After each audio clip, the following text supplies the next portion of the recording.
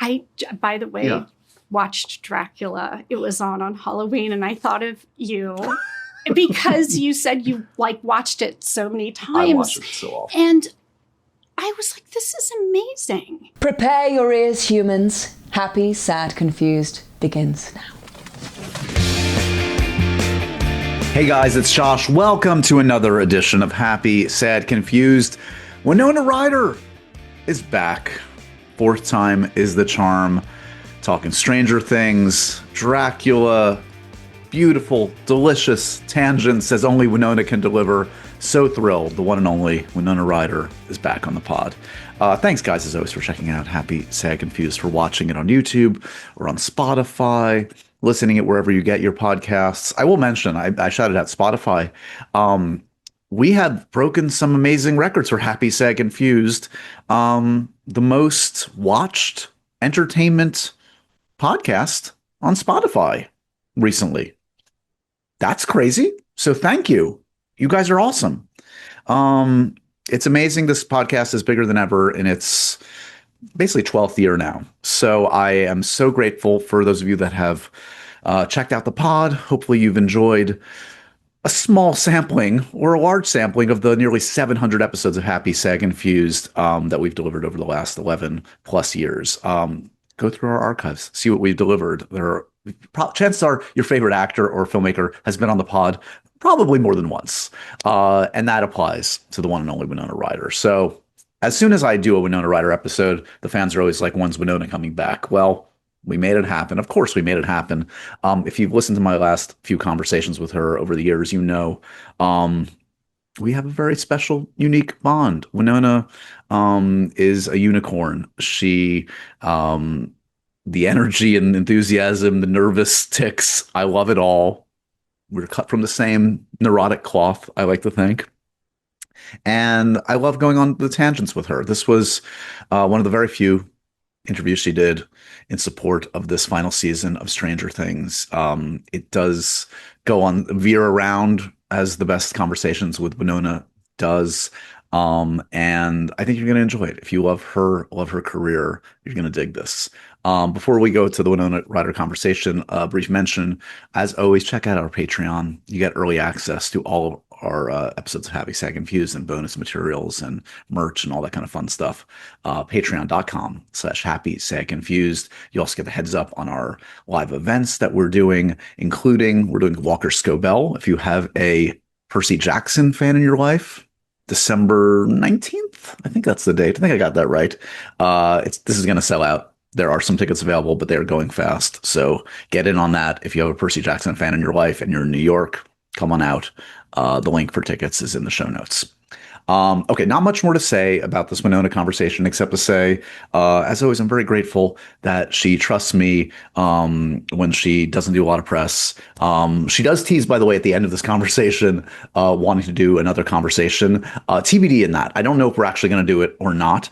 I'd love to, of course, but we'll see if the ships align. But for now, an embarrassment of riches, a long-form conversation with everybody's favorite Joyce Byers, Stranger Things. By the way, Volume 1 hits Netflix later this week. Volume 2, Christmas. And then the finale, New Year's Eve. So lots of excitement to come. And by the way, some more Happy, Sad, Confused Stranger Things episodes are afoot. So stay tuned. And without any further ado, here's me catching up in person in Los Angeles with Winona Ryder.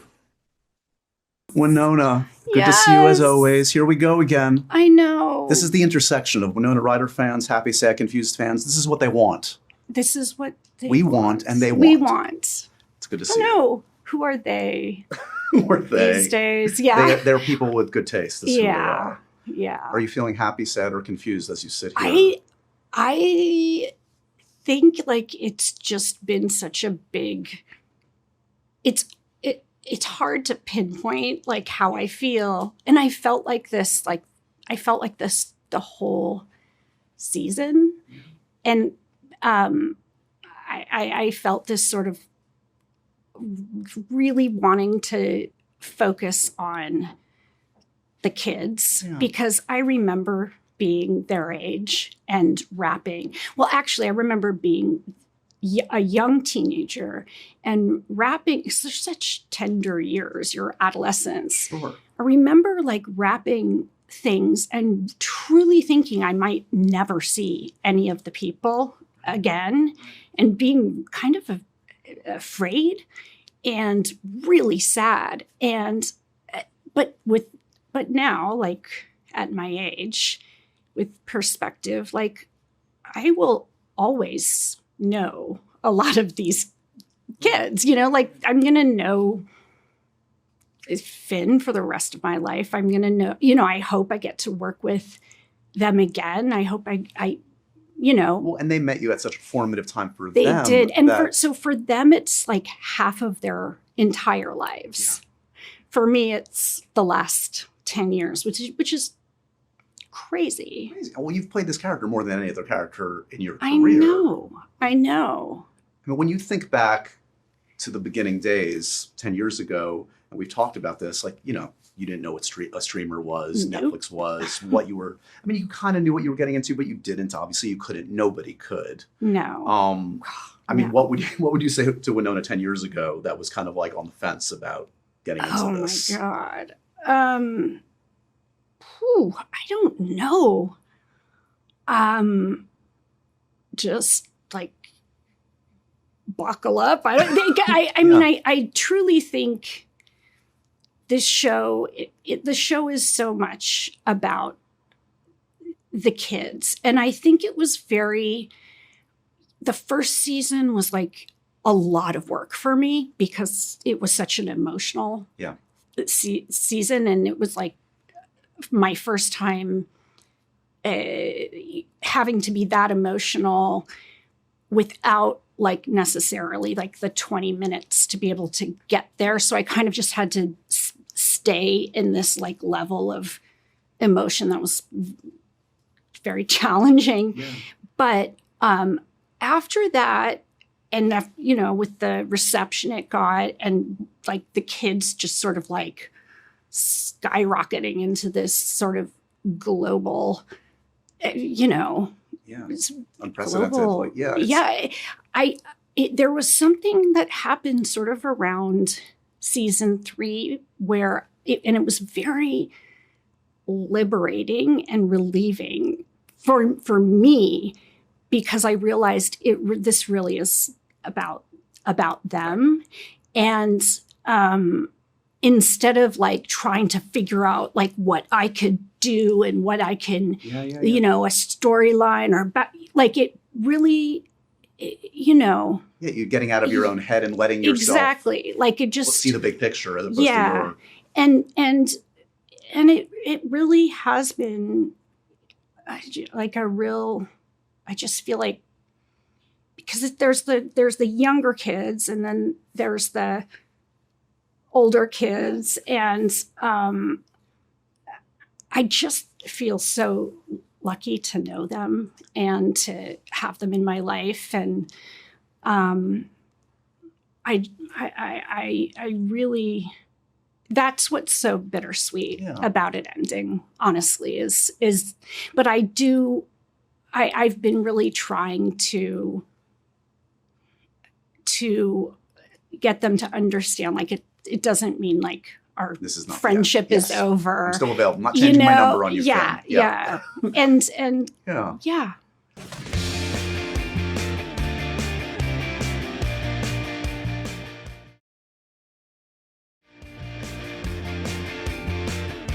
Well, it's funny because like we've talked before about like mentorship and like how you early in your career, like you looked up to this generation before you and really got a chance to spend time with this generation, and that meant so much to you. God, yeah. So I'm just curious, like what, I don't know if you have a go-to in kind of like when people are coming to you for general advice or specific advice, because like I read something where like Timmy, who worked with you briefly on that commercial, like talked about like even in that time, you gave him some very useful tips, he said. Oh, really? I don't know if you remember that. Oh, wow.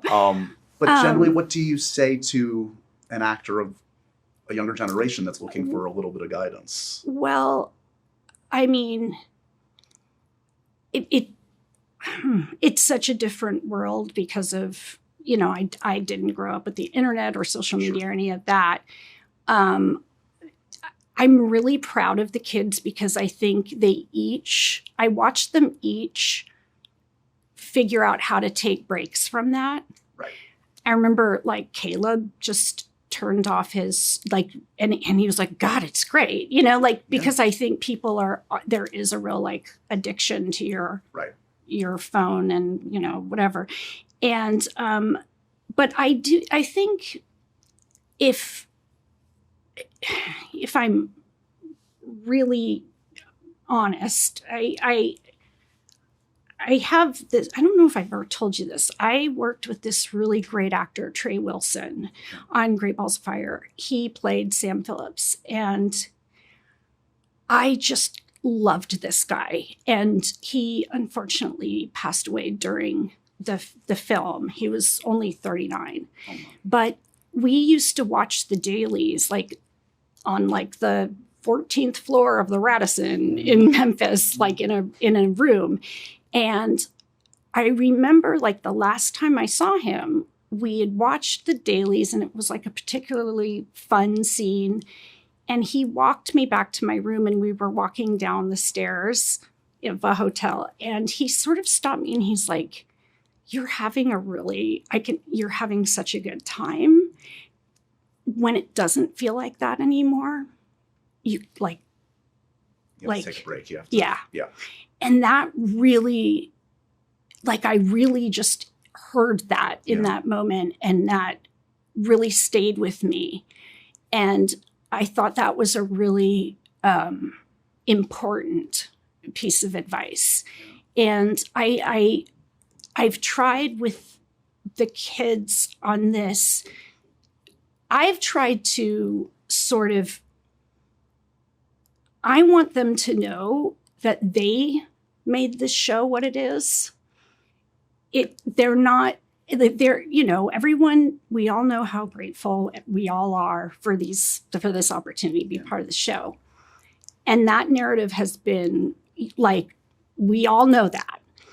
And, but I've been like, no, you are what everyone fell in love with. The charm, the authenticity, your talent, people fell in love with these kids. I shouldn't say fell in love. I don't want to sound, but they absolutely connected with these kids because these kids are that special and unique and authentic, and that sort of effortless charm, and I really tried to drill that into them because I think it's so important when you are part of something that's so huge and that, people spend a lot of money to make it, that those kids are really, really special.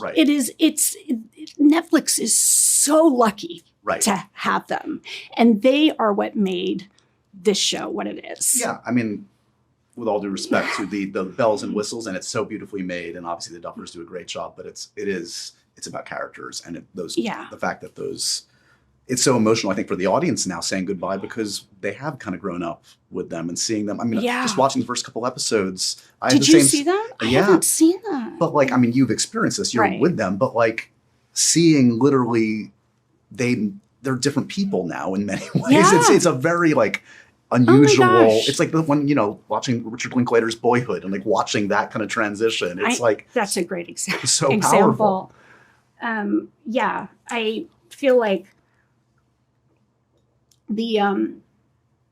it's again, they were at such a tender age, and I have a thing about protecting. I really tried to protect. I think it's important. I know we're living in a very confusing world, socially, politically, it's very complicated, but there, and people, it's not lost on me that the word fan comes from the word fanatic. Yep. And which Yep. is often, you know, was often I used with in terms of religion or something, which is very personal and very powerful. But I think it's really important to for them to be able to like experience those tender years in a environment where they're not getting so much like outside The noise that can really confuse all of us. And by the way, we've all like every actor that I know that started young, we all know what that's like. We've all gone through stages. I think the difference now is that it's everything is documented. Yes. Which is crazy. It's crazy, Josh. Well, it's crazy. Like you know, the way you came up and the intensity around your fan base. Like you, even without Instagram and all of that, you had about as close as they can experience because you were at the center of madness. The fact that you came out of it sane is right. I always think about though when with the word fan, I always think of that scene in Almost Famous where he's talking to Lester Bangs and he's like, well, I just can't sit around talking to my many fans. And it's literally just him. He says that to the kid. Right. So every time I'm asked like about my fan, like I'm like, I can't sit around. I feel like I'm Lester Bangs. But you do.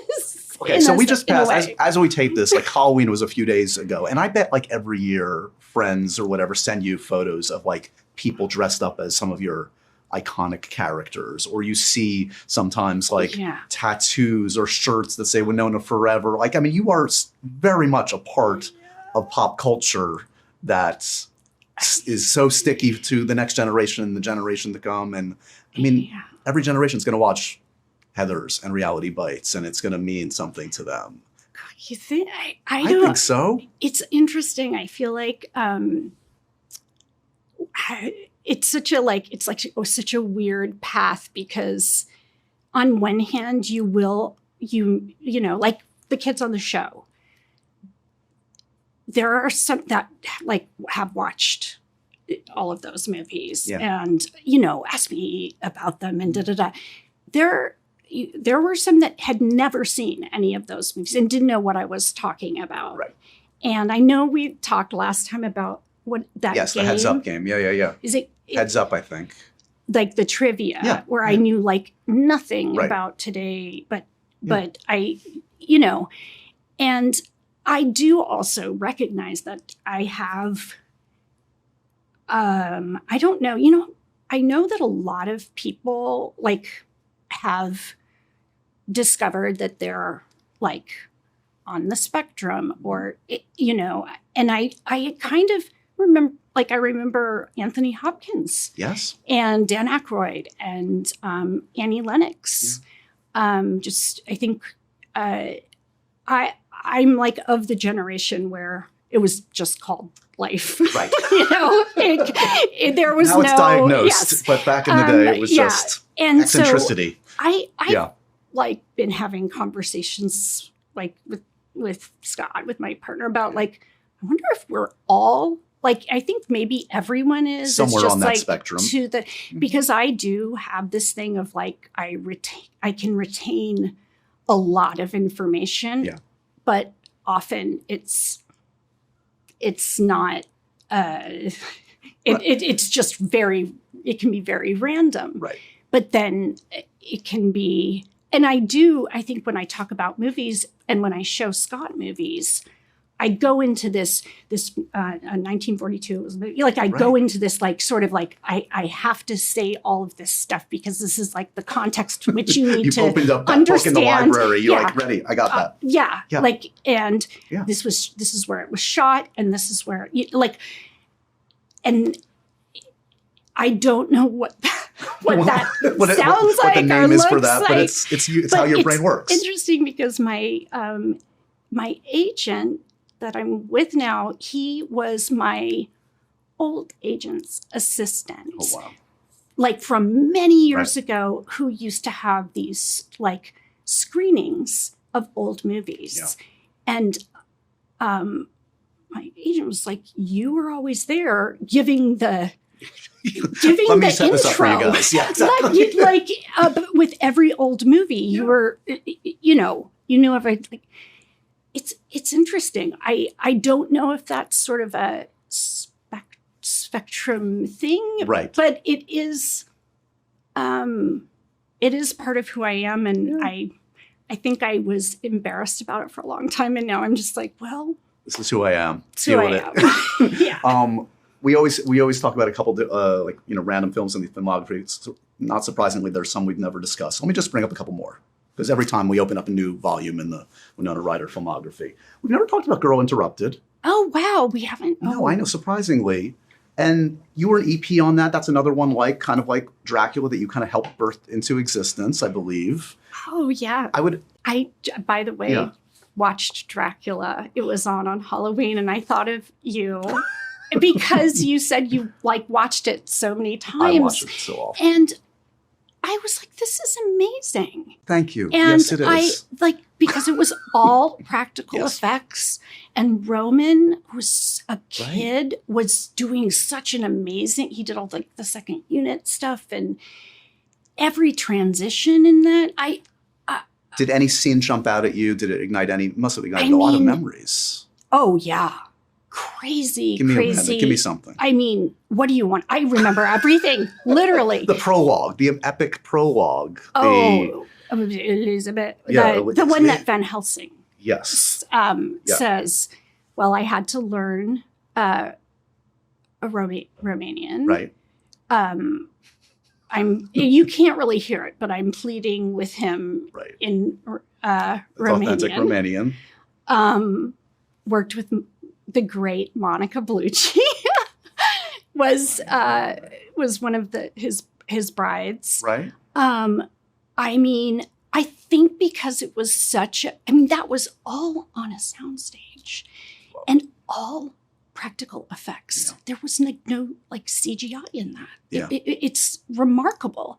What an achievement. Amazing. And also the sort of what I always was nervous that it was too campy. It's operatic intentionally, though. But you know what I realized?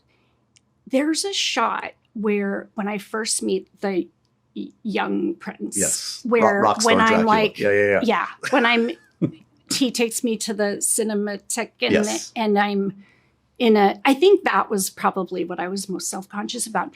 But in that shot, you can see that I'm wearing a lot of lipstick. And that really affected me when I saw it, because I was like, that isn't interesting. Period. And weird little tiny details that probably don't other people. Yeah. But I'm like, oh God, you can see the now you've ruined it for all of us. It's just not period. And that it had an impact on me. Also, I mean, the scene where he comes in as the mist and I just remember that day so clearly. I remember the taste of the blood, and it tasted a little bit like cherry nightfall, or sugary something. Stuff, right? Yeah. But I do, and I remember loving Francis so much and feeling, and I just remember how have I told you what he would do? I'm sure. And I'm reluctant because I think it was kind of amazing, mm-hmm. but he would be before we were going to do, if it was sort of a big shot, in the garden with the labyrinth, he'd be or in the street, he'd be okay, London, brr, brr, yeah, Dracula, and then he stood and action, and we're all what, but he would kind of call out to us, right? And this, also before Video Village, Right. you know, I love when directors are right there. Yeah, It of course. really- Not hiding in a tent somewhere. Yeah. And I feel like every director should do that. Should do that a couple of times, as much as they can, Sure. because it's a gift to the actor. It means so much to us. Yeah. And I remember when that like transition happened, it can feel very Well, you're not connected Yeah. with them. Like they're doing their own thing. and there are, you know, and I think I maybe because I had so much I got to experience that so much, maybe I'm just spoiled, because a lot of like I was talking to, I think, Noah, like he was like, what are you talking about? And I was like, It's not the norm anymore, they used to sadly. be right next to the camera Yeah. and like watching us. And he was like, I don't, like, what do you mean? And, I can't even process what you're talking. yeah. No, I will say, by the way, I interviewed Francis at the podcast last year He for did. Megalopolis. I mean, to spend an hour with that man, and the theater games he still does and I everything. know. Like, I have such reverence for that man. So Have you seen the the doc about Megalopolis, this one, no, the she's doc that. about the making of Dracula? I think I have. Yeah, yeah. I discovered it on YouTube. And love that you're- it's amazing. And there's a lot of footage of us in Napa, Yeah. like Yeah. throwing sounds at each other. Yeah.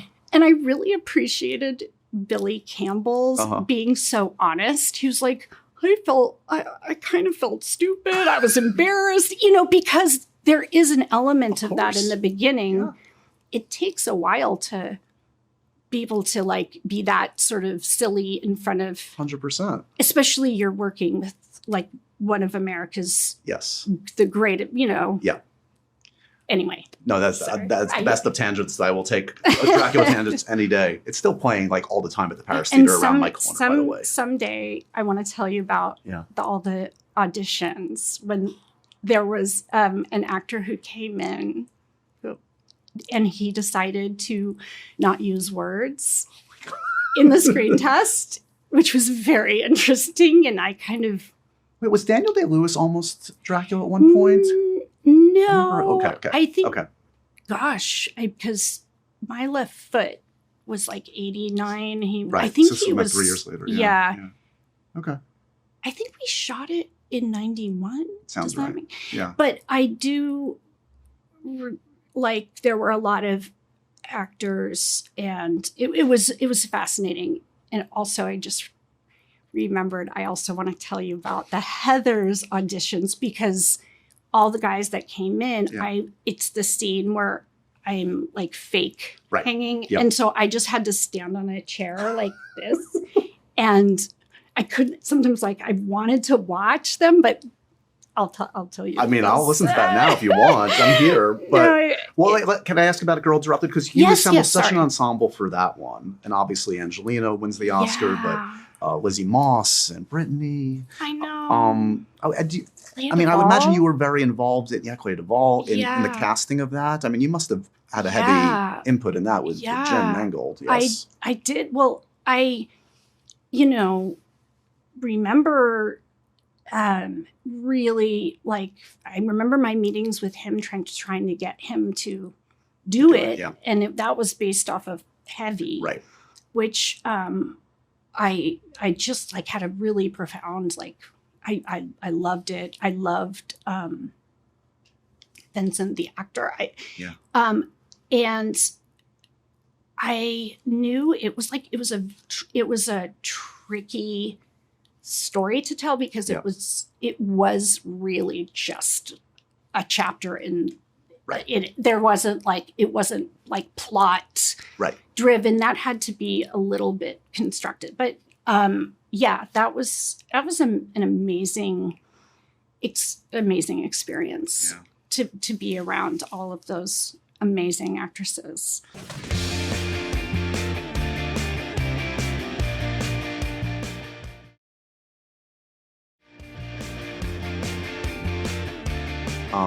We were talking about docs. Have you watched the Scorsese doc yet? This 5-part. I am loving it. So good, right? Yeah. Obsessed. I also, because I worked with Rebecca Miller. Right. I worked with Arthur. Right. I worked with Inga. She photographed me. Okay. And I worked with Daniel. Daniel, of course. So I'm like, okay, Ronan, you're next. Exactly. No, Well, you need to complete the trio with Daniel. You've gotten Yes. 2. You're probably one of a very small handful of actors that worked with Daniel twice. yeah, I texted that, like, I guess it all, like, his movie came out and talking.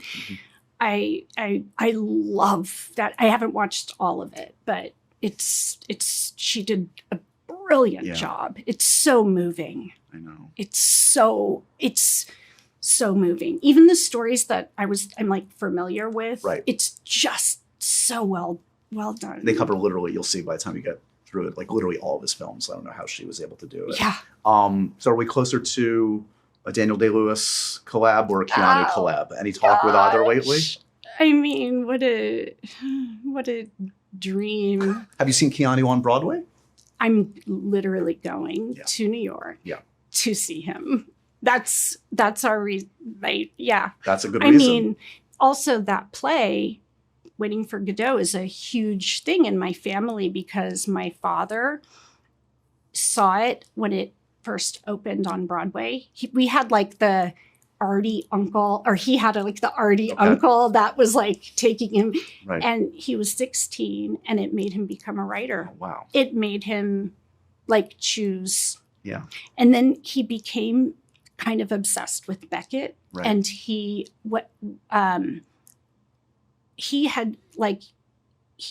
was stationed in France during the time there wasn't anything going on, but he went to this cafe for like a couple of years that he heard that Beckett frequented.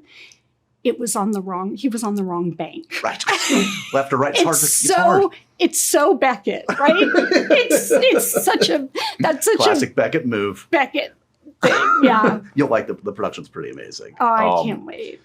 You mentioned, I mean, like we've obviously talked, like you've always been such a reader, parents, writers. Like, do you write? Have you ever written? Like, oh my God. I do write so much. In what form? Like, is it it's usually just journal and thoughts and, I'll watch something or it's sort of just, I'll show you my giant notebooks, but I found this old, it's funny, I found this old notebook where it was from when I was around like 21. And I think I remember my therapist I was like dealing with anxiety for the first time. He had said, if you draw, like I listened to a lot of music, and he said, draw out the lyrics just to like keep yourself like focused on, and just breathe. Yeah. And so I found this, I'll text you a picture. Like it's like just characters in, I mean, it's Bruce Springsteen. But it's like the story of, Mary on the porch and, the radio playing Roy Orbison. And it's just like it's just sketches. And then just all what great advice because I was also traveling and working and, just dealing with way to channel something. And it was such a great piece of advice. And I filled notebooks with. I love it. All right. Finish this sentence for me. I wish someone would offer me a script where I get to. Ooh. What can we manifest for you? What are you wanting right now that you're not getting a chance, that people aren't even envisioning for you at this point? The sentence. So the sentence is something to the effect of, I wish someone would offer me a script where I get to.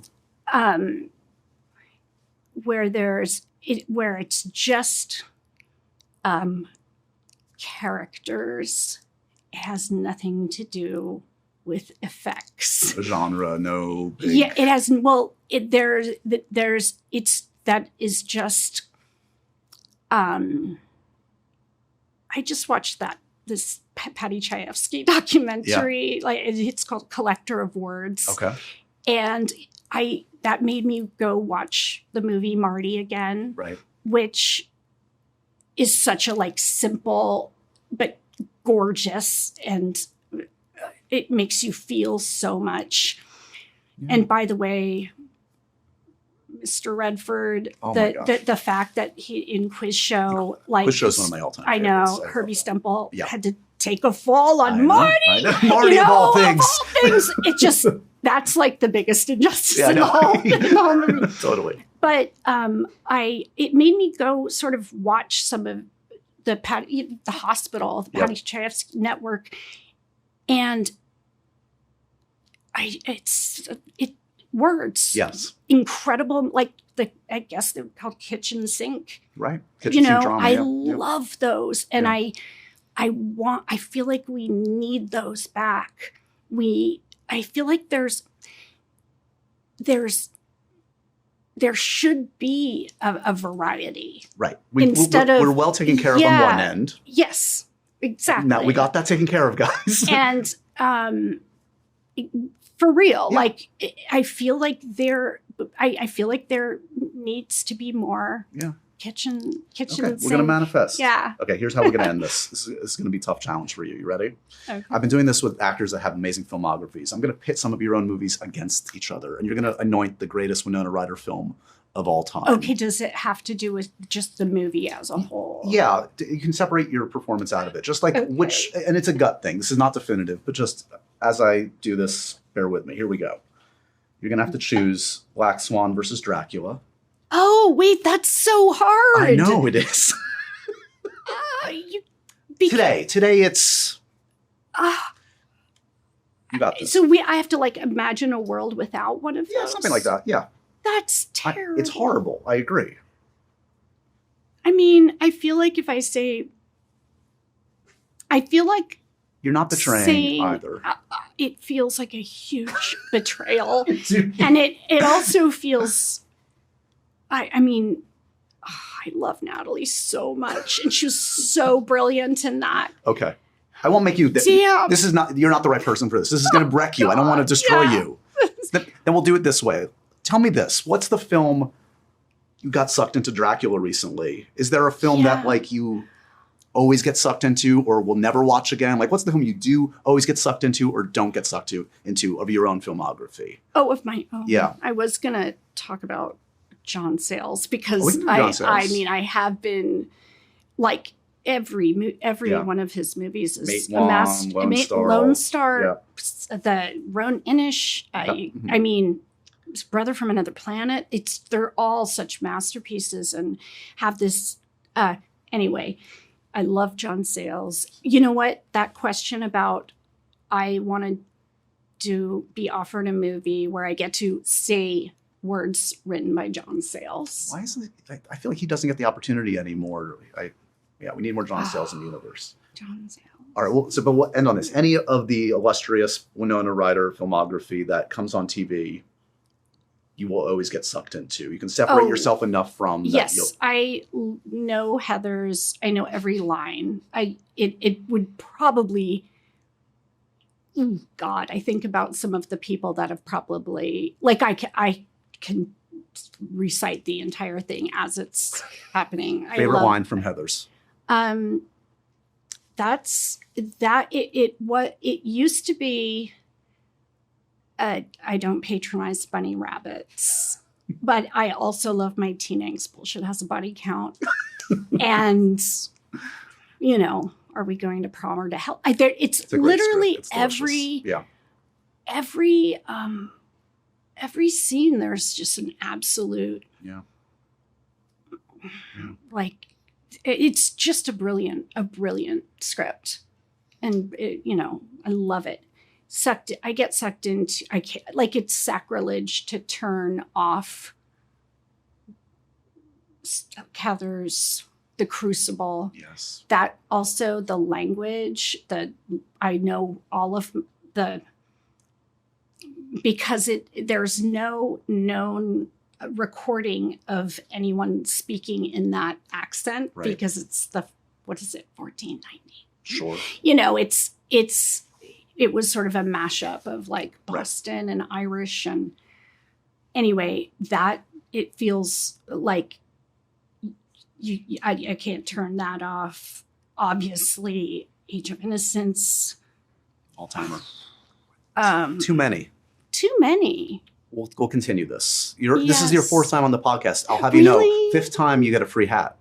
You're gonna so this is, if for no other reason, you have to come back for that. Oh man. Thank you as always for the time, making time for me. We don't have more time. There's always more time. We're gonna continue this. It's okay. The conversation will continue. I know. Can we do this for like the second volume? Is it greenlit? Are we doing it? No, it's being released in 3 parts, technically. Volume 1, Volume 2, and then the finale. So we can continue this. I'm game if you are. Yes. Okay. It's good to see you. I adore you. You're the best. Thank you, Winona. Honestly.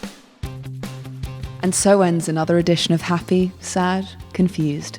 Remember to review, rate, and subscribe to this show on iTunes or wherever you get your podcasts. I'm a big podcast person. I'm Daisy Ridley, and I definitely wasn't pressured to do this by Josh.